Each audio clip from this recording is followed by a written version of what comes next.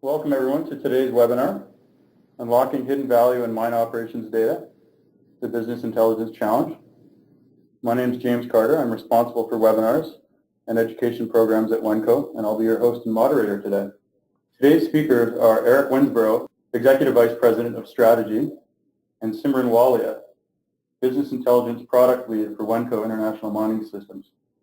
Additionally, Jason Clark, our Technical Sales Director, will be joining us at Q&A. Simran has 16 years of full lifecycle systems development experience in business intelligence and data warehousing. As the product lead for business intelligence, Ms. Walia has led the development of Wenco's business intelligence, visualization, and data warehouse product suite known as Avoca.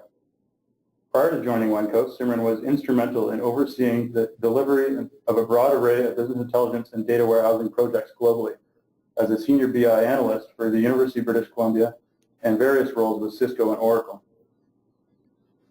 Eric has over 25 years of senior level experience in technology, including over 20 years in the Silicon Valley, introducing new solutions to help improve enterprise performance through next generation networking, security, and industrial Internet of Things.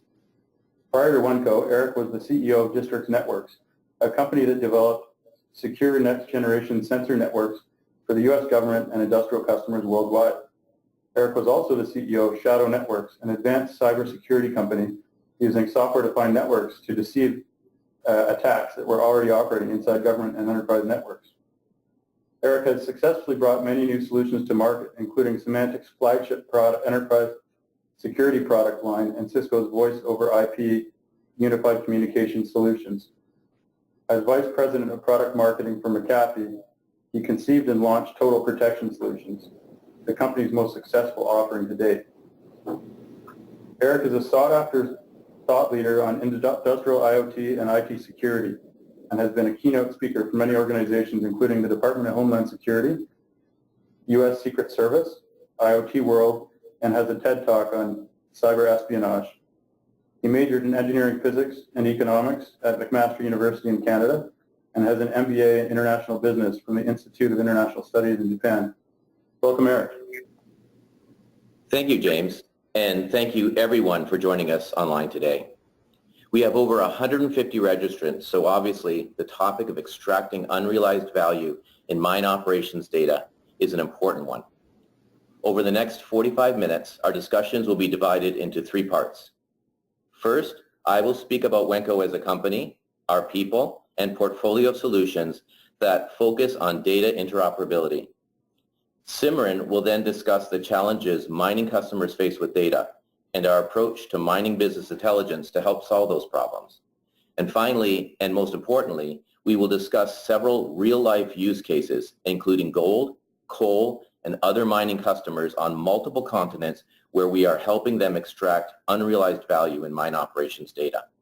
Following our presentation, as James mentioned, for the remainder of the session, we will be answering some of the questions from our question log.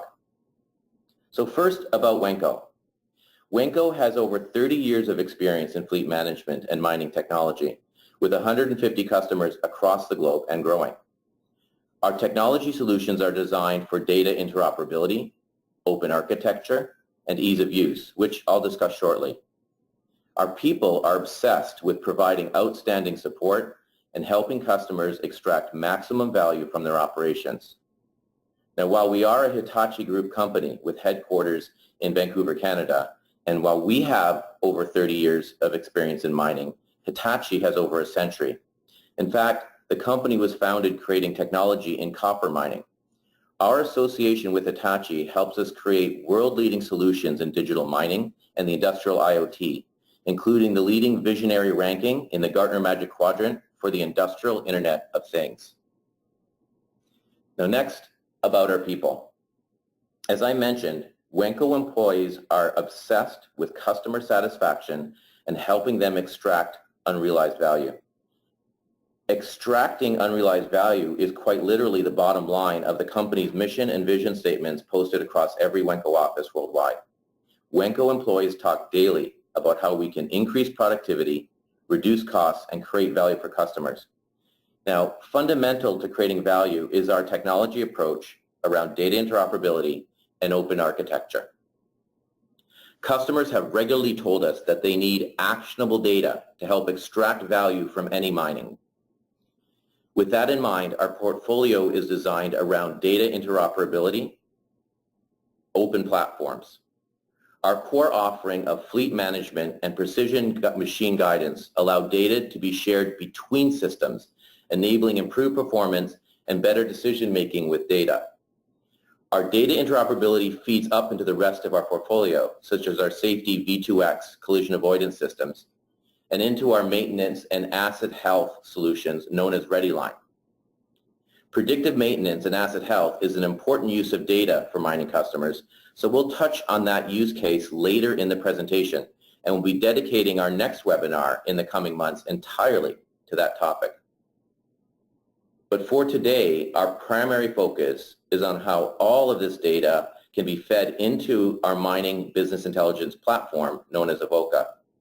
Our open platform allows data from other systems to be fed in as well, including from underground mining and fixed plant and third-party data. This allows for a centralized data warehouse for contextual data to be examined across the entire operations of a mine site. This data can also be securely delivered to other third-party cloud services and IoT providers, including Hitachi's Lumada platform for global scalability and access to advanced data analytics. Now, our focus today, though, is on business intelligence and how customers around the world can extract value from operations data. With that, I'll hand it over to our product lead for business intelligence, Simran Walia, who will discuss the customer's needs for data, our approach to mining business intelligence, and provide several real-life use cases from gold, coal, and other customers across multiple continents. Simran, over to you. Thank you, Eric. Hello, everyone. Thank you for joining us today. I will start with the emphasis on the need for analytics, and then we will deep dive into the solutions. In the mining world, each mine thrives using equipment loaded with hundreds of OEM sensors, also incorporating additional data-generating tools such as fleet management systems, high-precision GPS, machine monitoring systems, and much more. Mines are now able to track and store data around virtually any action in the operations. While there is abundance of data, the real question is how to make sense of it. Getting answers from traditional methods such as Excel can be time-intensive and prone to error. Excel is primarily a procedural system and not an analytical system. Data has to be copied manually from operational databases into Excel. And with millions of records to process, it is not really designed to process 100 million records. Manual copying of data is also much more prone to user error. Adjusting the simple charts requires several steps, hence it lacks the user-friendliness. And Excel also does not natively connect to many databases used in mining software. To truly support performance improvement and a culture of continuous improvement, miners need to be able to ask questions of their data with ease, investigate root causes of problems, and create scorecards and dashboards that inspire change. One of our oil and sands mine customer wanted to examine the effectiveness of having a business intelligence tool surrounding key mining business processes and asset utilization to increase production and decrease the cost by adding optimal 10-10-20 rule target curve to the payload histogram that they were at that time generating in Excel. Look at the fuel delays between islands and compare crews to each other. Examine hauling productivity, which is tons per net operating hours by truck fleet by GPS haul distance. They wanted to evaluate if the mine efficiency manager could reduce operational data collection and administration time by at least 50%. Their current process at that time required a significant amount of manual effort to manage mining records and generate reports. Visualization of large data sets, such as haul cycles for a year, was clumsy and slow using Excel. It was difficult to make comparison to targets. Analytics gives us the ability to ask the right questions instead of reporting the same answers. It reduces the time and effort to create timely analysis. Mining industry is in need of a BI solution that addresses the issues blocking the technology's acceptance and implementation. Mining industry is in need of an analytical solution that can accommodate vast amount of geospatial data and other records. One of the mines stated that analysis of truck route speeds and individual truck speeds was challenging. For example, to see how individual trucks compared in speed on a specific corner to other similar trucks was not easy to analyze with the current tools available to them.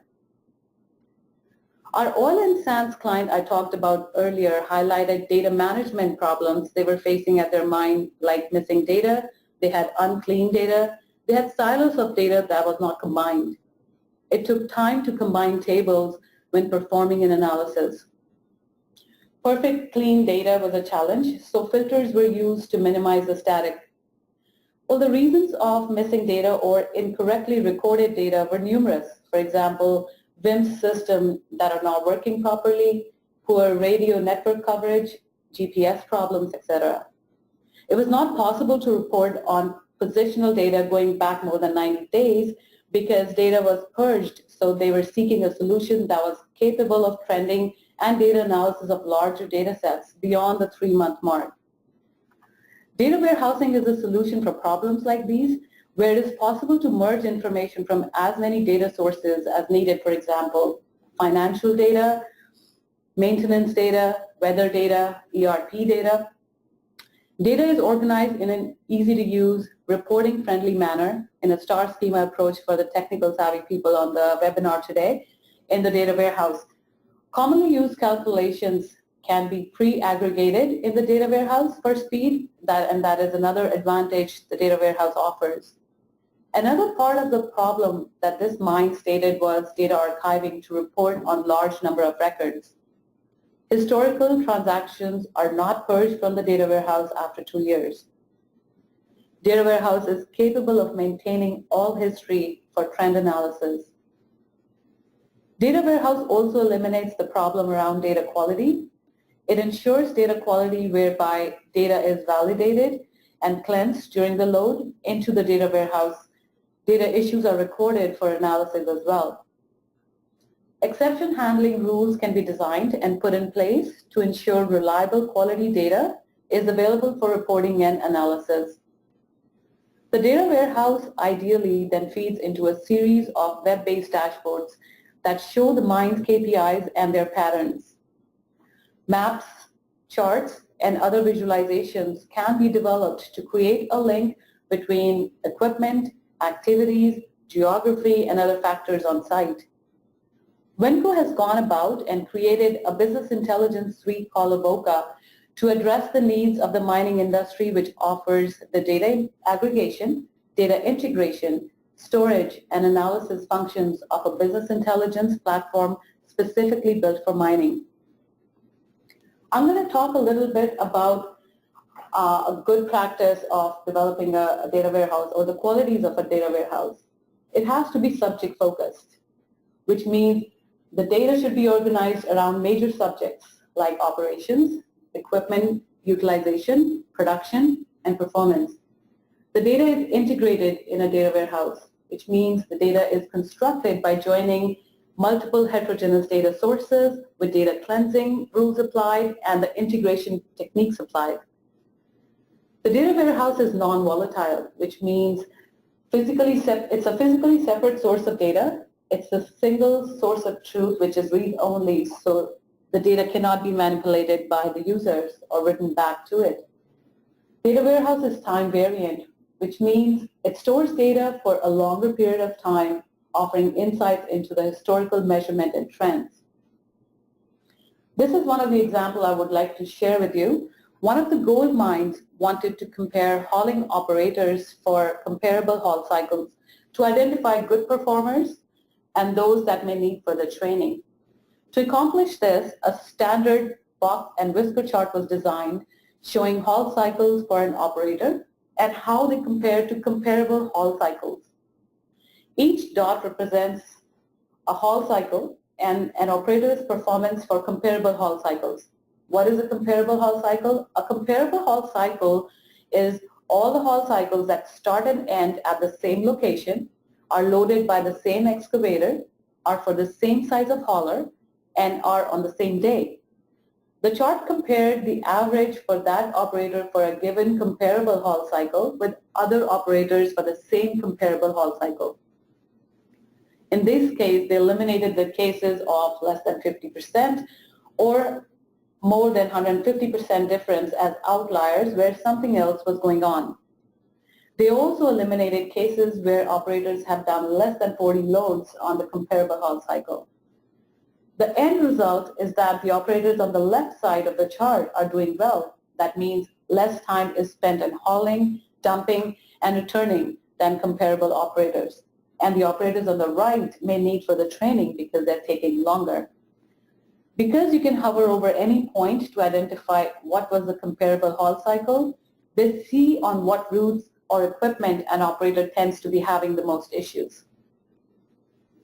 This is another use case I'm sharing with you, haul truck stoppage by operator, and it is from a coal mine. So this mine site, the issue was that the haul trucks were stopping at an intersection, and the mine manager wanted to get a better idea of what was happening in terms of which trucks were those, the operators of those trucks, how long were they stopping for, and whether the truck were loaded or empty during the stop. So I want you to focus on the orange dots here, and that is where the bottleneck was. The speed map report, which can have a mine image behind it in case of a real mine data, but this is showing you the report with anonymized data, is highlighting the stopped statuses. The image on the left is narrowing down on the part of mine with two intersections where the trucks are in haul stop status. The second image on the right highlights haulers in haul stopped and empty stop statuses to get information of the time the equipment stopped for in seconds by operator and the equipment. In speaking with mines, there are several key areas where they either have very less insight in operations, or if they do, they're expending significant hours with complex data analysis work to gather these insights. I'm going to share with you a couple of other use cases. The highlighted ones are to be shown in a video format, but what we can really do analysis, and that means a lot for the mines, is the truck follow time, which we can show by a segment map, a shift timeline of equipment status. We can monitor the congestion, knowing what are the number of slow trucks or slow trucks by minute. We can create shovel KPI scorecard, which is utilization, load percentage, spotting percentage, weight percentage, payload percentage, overall productivity, production. BI also enables us to do the weather analysis, how the weather impacts the efficiency, and we can see the efficiency trend over time. With BI, it is also possible to monitor production from haul to dump, the productivity trend, the subcycle length distribution, the efficiency of the haulers. One of the coal mine was interested in tracking the coal mined as a tonnage from the pit through stockpiles or into the prep plant feed bin, showing trains sent per day to port stockpiles, an overview dashboard of the entire process for management, etc.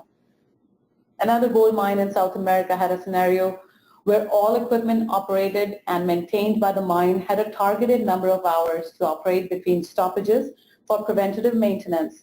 And if the unit is not stopped for preventative maintenance and it goes beyond the target hours, that trend needed to be identified as well. If a unit is stopped for preventative maintenance too soon, that trend also needed to be tracked because it prevented the equipment from achieving maximum operational effectiveness. The solution for this analysis was to gather the equipment status data from FMS and analyze the mean time between preventative maintenance and mean time between repairs for each unit individually and the fleet in total.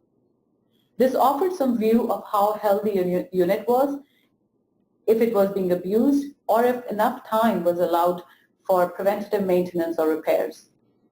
In many mines, tires are scrapped before they are worn out because of tread separation and damage. The root cause of this could be anywhere from road conditions to overspeeding by the operator on corners or elsewhere. Tire monitoring analysis reporting on TKPH oversees overspeed areas, a speed heat map report can be designed to see where and which operators are speeding, running corners very fast.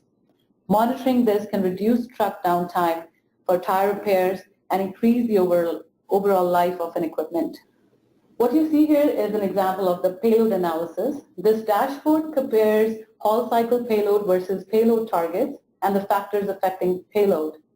The payload target plus minus right there, you can change this. You can set the percentage range that is considered within target. The histogram shows the number of haul cycles within each payload percentage of target bin and within target range in green. The target over time of haul cycle within, over, and under the payload target is shown to see if payload versus target is improving or not.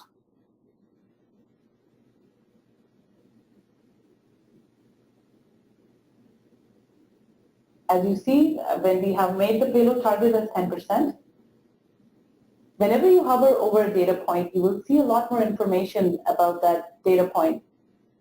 This is a payload target trend to show the underload and the overloads and the within target over time.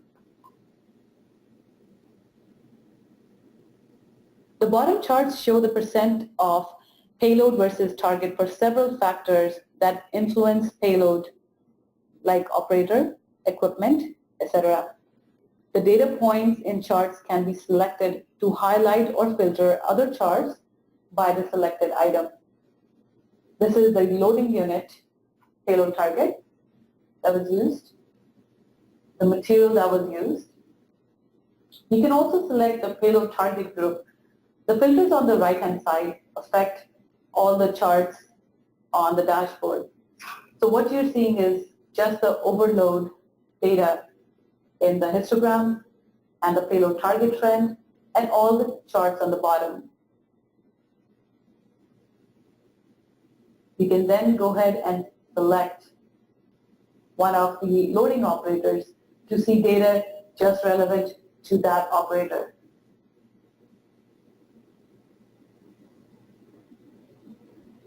The material that was loaded, the hauling of units that were used, and the loading unit information.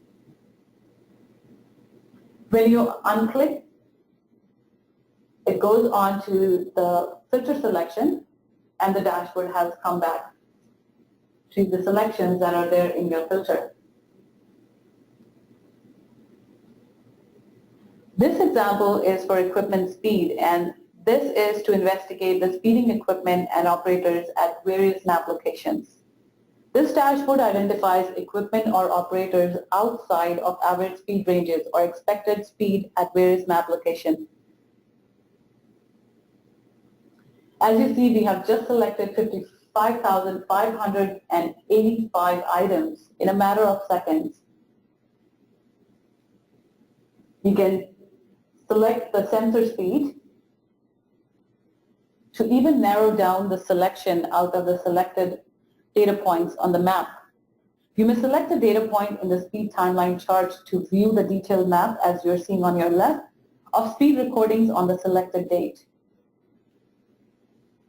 There are various options in the map selection where you can zoom in and really hone down on the data points. You can go left and zoom to the right. This sensor speed slider helps us to narrow down on the speeding trucks, the red dots indicating the high speed of the trucks, and you see the operators related to those records and the equipment that was used. Using the map buttons to zoom in and select multiple speed events and see the equipment and the operators associated.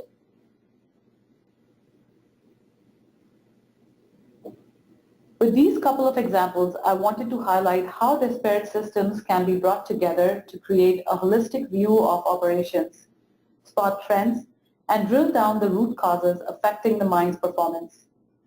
A business intelligence tool specifically tailored for mining industry which is user-friendly, provides intuitive insight, does the heavy lifting of correlating mine performance factors like geospatial data or body quality, equipment speed, spotting time, machine performance, shifts, weather, etc., is the key to unlock the hidden value in mine operations data.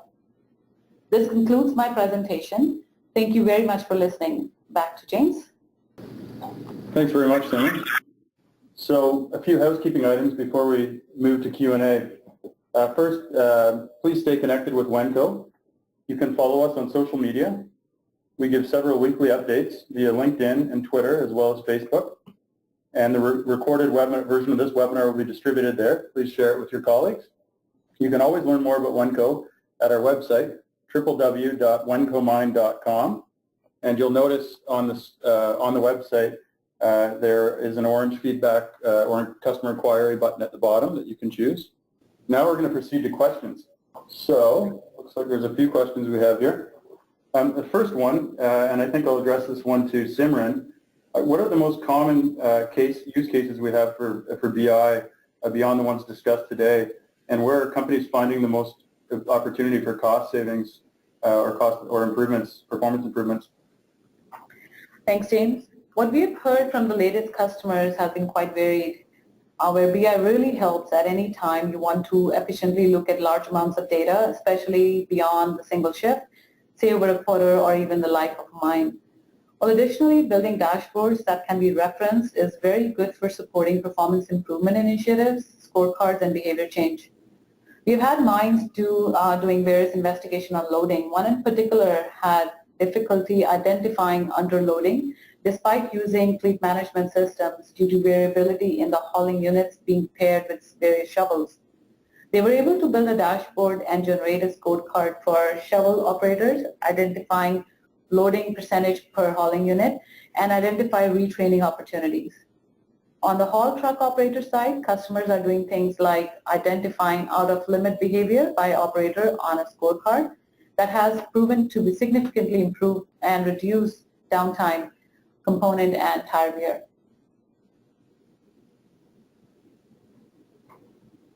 Thanks, Simran. There's another one that has come in that I think is a good follow-on. Eric, maybe you want to follow up on this one. You spoke about adding contextual data to operator performance. Do you have any situations where contextual data is being added to maintenance, and what kind of reporting situations do you have there? Yeah, okay, that's a good one. Contextual data is actually everything with predictive maintenance or maintenance in general. Predictive maintenance and asset health is actually the number one most important use of data according to customers around the world. And if they're going to do conditions monitoring or failure analysis, they need the contextual data. It's one thing to have alarms, but they don't know if those alarms mean anything in terms of a cost. They also don't want to just trust the OEM alarms, because a lot of times that's just preventative maintenance. It doesn't mean they could have been operating a haul truck for an extra 5,000 hours if they actually know the true conditions. You need contextual data to make that happen. It's one thing to have coolant alarm temperatures be high, but if you don't have the contextual data from, let's say, the fleet management system to say, well, there was actually unplanned maintenance around those, and if you don't have the data from the financial systems, the ERP systems, to know what those costs of the repairs were, you don't really know if alarms matter and which ones matter the most, or were there other alarms that could have given me a warning 24, 48 hours in advance. So contextual data is critical for making good decisions, and it's particularly important in maintenance. So that's part of the reason I talked about the interoperability and the approach that we have, because it's actually critical, and not just with our systems, but these third-party systems as well. Excellent. Thanks, Eric. A couple technical questions, which Simran, I'll direct to you. One is, can you clarify a bit why you chose Tableau versus Power BI for visualization? Well, when we picked Tableau at that point, and we compared with Power BI and other BI tools, Tableau actually was more intuitive and more easy to use. As we know, most of the mines have very non-technical and non-IT mind personnel. And Tableau was the one that could be picked up and it's very intuitive. Anybody who can make sense of the data can pick it up. And Tableau also, the reports were coming out very fast, and you can visually do more in Tableau than Power BI. Although Power BI is also a leading product these days, but Tableau has an edge over Power BI in our opinion when it comes to ease of use and adaptability. That's great. Another technical question here. It's my understanding that a lot of these packages don't have separate layers. They use a visualization on top of existing infrastructure. I've also been told that our infrastructure is quite robust. We store a lot of GIS and FMS information. Do we really need a data warehouse too? Yeah, I would let Jason answer this one. Sure. The data warehouse acts as a central clearinghouse for data from disparate systems. So you can bring data from different systems into the same data warehouse and combine them together and make them relate to one another during the import process. That ETL import process also ensures that the data is cleansed and 100% valid. So then you end up with a single source of the truth in your data warehouse. And I think ultimately the most important aspect is that the data warehouse being built on a star schema is extremely fast for pulling data out. Most relational databases are very useful, but they don't excel in terms of speed when you're trying to join data from multiple tables together and get a report. And when you're looking at BI, part of the goal is to speed up the process of accessing the data so that the user can answer questions more quickly. Jason, that's a great response. I noticed there are a few people asking about the structure of the database a little bit. So Simran, maybe I'll get you to just elaborate again on star schema. Someone asked which database tool is used for the data warehouse. Is it column database or relational? And I think star schema is ultimately something else, is it? Yeah, so the data warehouse that we have structured here is based on the star schema approach. When we get different sources of data, we integrate that data based on the confirmed dimensions, and it's based on SQL Server. That's what our base is. But the structure really, it can accommodate any source of data, and we can build it and integrate it. It can be relational as well. If they need more information, if we take down their email, we can send them our screenshots of our infrastructure that we have on the database side to give them more insight on how our data warehouse is built. Excellent, thank you. Does the Wenco database require any restructuring to be compatible with Avoca? Data warehouse is designed to consume any sources of data, and Avoca as a package is data warehouse and the visualizations. So when we go and install at a mine site, we do take the requirements because every mine is different. It may require an addition of a table if they are customizing anything according to their own mine. But generally, Avoca package is a plug-and-play kind of a software where all it does is it consumes the data that is mine-specific, and the data and the visualizations come to life. Excellent. There was one person who just asked for a clarification. Is Avoca localized or software as a service? It's a software as a service, and also it can be, when it's installed at mine sites, they own the package.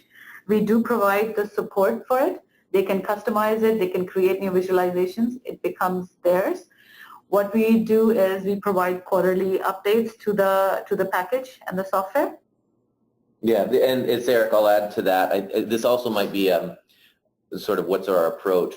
Right now, Avoca is typically, because customers wanted it, installed at the mine site. That the data warehouse, the physical, they all want it there.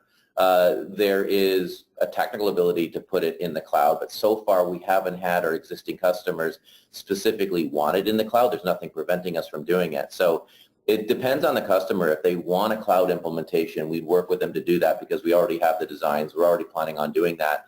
but we'll do that when a customer says, I want it that way. And so far, they've wanted to keep it on the mine site.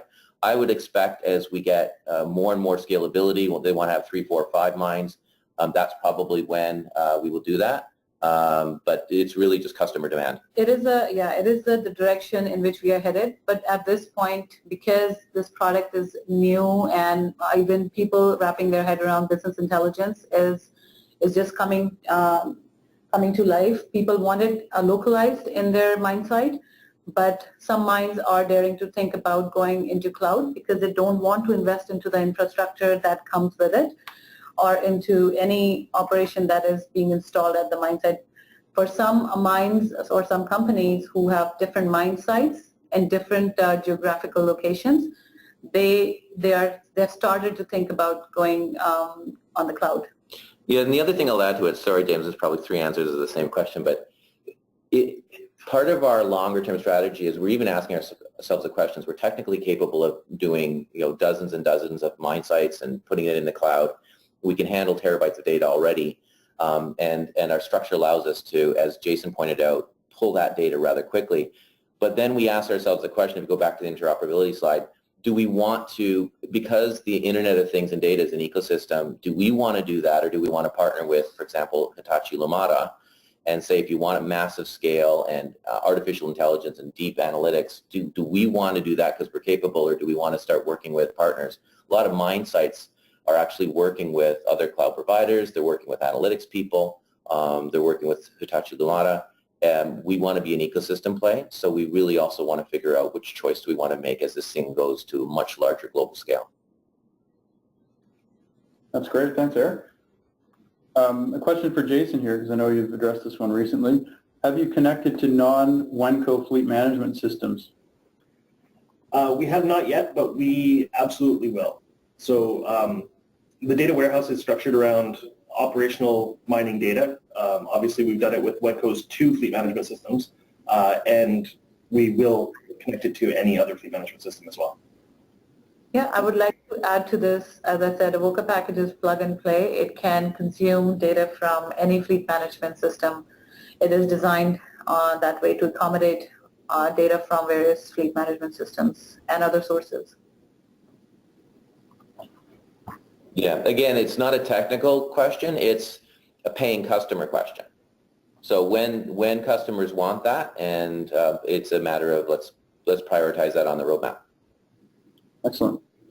A question about views, which I'll address to Simran. Does Avoca have preset views for analysis, or each preset requires tailor-made execution during integration? So Avoca package comes with pre-built dashboards and visualizations, around 80 or so. That gives the mines a starting point to think and streamline their thoughts around what kind of reports they want. They can either tweak the existing ones that come with the package, or they can build their own brand new ones. We also, when we sell the Avoca package, we do give 40 to 60 hours of complimentary development time in which they can get their ETL customized or new visualizations as a starting point to get ramped up. And then after that, we do offer consulting hours as well to ramp them up. But the point is, it comes with a starting point, and they're not, so they don't just have the data warehouse, they also have a visualization to go with. Excellent. Here's one definitely up Eric's alley. Do you have a strategic plan to develop some machine learning tools to support decision making? Yeah, absolutely. And we are already doing that and partnering with customers, because obviously machine learning, artificial intelligence is all about what's next. If you focus on digital mining, if you focus on the Internet of Things, the entire industry is about how do you take advantage of data. It's the whole point of why we're doing this webinar today. And again, because true Internet of Things and data interoperability is an ecosystem, we're not only doing this ourselves, but again, one of the advantages we have with being part of the Hitachi family, and why I even brought up that Gartner Magic Quadrant, leadership position, is, and it's the only mining OEM provider that's actually on that leadership quadrant, is because Hitachi has deep experience in data, many decades of it, and have their own machine learning and artificial intelligence labs that we're working closely with them with paying customers. So we're definitely investing in that. It's definitely what we're doing, and we're actually doing that today with customers. But again, open ecosystem, there's other customers who are working with other machine learning, analytics, AI companies, and we're just as happy to work with them. Excellent. Eric, this one might go your way as well. Are the Avoca safety and machine monitoring capabilities an additional purchase to what most Wenco customers might be outfitted with? They are, the way we worked, if you see the portfolio, if you remember how I did that build, each of those are software that can be added to what you have, can be integrated in, and they are obviously optional. So yes, it's a separate purchase, but obviously when you're talking to the customer, when talking to our salespeople, it's a single purchase with items in it, but it's all componentized in terms of what you need, and it is a software update. One of the nice things, sorry for the sales pitch, but one of the things about data interoperability that's critical, especially as you're getting to these next generation technologies, is there was a lot of time spent on being able to upgrade any of these systems, like the fleet management. You can have hundreds of vehicles and pieces of equipment upgrading to the next release, and those customers upgraded to our System 6 in half a day, whereas a lot of other companies that would take months because you're on site. It was really critical. We spent a lot of money in development to be able to do remote upgrades. As you buy something new, it can be remotely implemented. If you have an upgrade from your current system to System 6, let's say, for fleet management or the performance suite, that you can do that in half a day, because customers are telling us if they want the next advance in technology, they don't want to wait 6 months. They need to do that now. It's becoming a competitive differentiator. How fast can they get data? So it's sold separately, but hopefully implemented quickly. Excellent. Eric, this is another one for you. Is the Avoca platform required to run the ReadyLine maintenance monitoring? No, and again, with that interoperability slide that I had, they work very well together. Sorry for those of you who aren't in North America, don't know about Reese's peanut butter cups, but I make the joke, it's much like that chocolate and peanut butter together. Sorry, non-technical, but they're designed to work well together. ReadyLine is all of the sensor, all of the operational, focused on maintenance and asset health. If you want to start bringing in a whole bunch of that contextual data I talked about earlier, we really recommend that you do that with our BI platform known as Avoca. But frankly, we want to be starting to sell that as a single solution, as a single package, because the two together are that Reese's pieces, that Reese's peanut butter cup example. They're much, much more powerful when you actually put them together, and they're designed around interoperability. Excellent. Thanks, Eric. I'm glad to see so many questions coming in here. Please keep them coming. We'll probably go a few more minutes here, and then we'll probably adjourn by 5:02 at latest. So yeah, do keep them coming, and we'll keep answering. A question for Jason. What's the implementation time and the process? How much time before we can actually start using the data to make decisions? Actually, that might be a better answer for Simran. Okay. Okay, so is the question around once they have bought it, when they can start using it, how quickly? Is that the question? That's right. Okay, so once they buy it, what we do is implementation takes 2 to 3 days. We can either send it via FTP, all the files, if you have an IT section on your side.